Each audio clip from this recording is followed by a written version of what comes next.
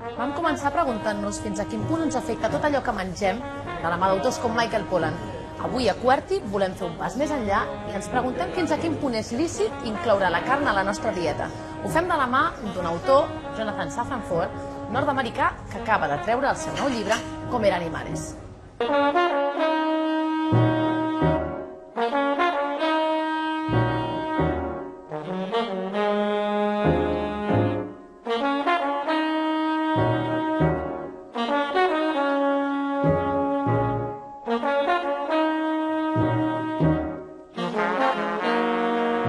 Avui som aquí amb Jonathan Foer, un autor que ens parla de les implicacions de menjar carn, però també de les petites explicacions que nosaltres mateixos ens donem per justificar els nostres actes. Hola, Jonathan, com estàs? Molt bé. De fet, tu mateix no eres vegetarià estricte fins que vas ser pare per primera vegada, oi?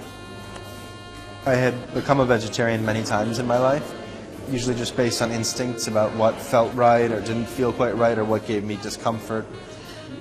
But they were never informed decisions. They were always just, I would wake up one morning and say, it's wrong to do this, I'm going to eat this way, and then by dinner I'd already feel differently. And it was when my wife became pregnant and I thought about having to feed somebody else, which is very, very different than feeding yourself. It's a different kind of responsibility. It feels that it matters more. I wanted to make an informed decision that was based somewhat in my instincts, which I think are very important, but also in what the world is actually like, finding out where meat actually comes from, what the environmental effects are, what the effects on animals are. For a novelist committed to such a controversial issue, do you feel going non-fiction is a kind of moral obligation to contribute to the mainstreaming of the conversation? There's a difference between saying something is a moral obligation and saying that something felt important to me. I felt that I should begin by saying it's not as if I care more about meat than I care about whatever, genocide or the abuse of children or any number of other issues.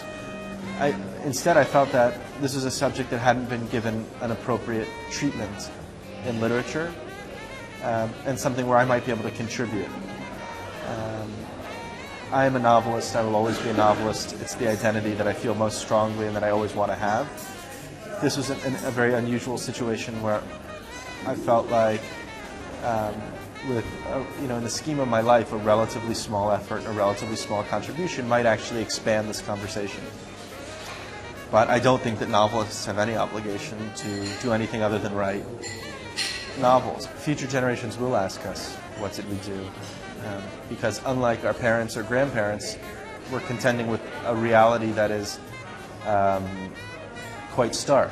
Factory farming only came into existence about 50 years ago, and now 99% of the animals that Americans eat come from factory farms, and 93 or 94% of the animals that Europeans eat come from factory farms. It's a completely dominant system, and we are the generation that is learning about it, that won't have ignorance as an excuse. So there are a lot of ways to respond. You don't have to become a vegetarian.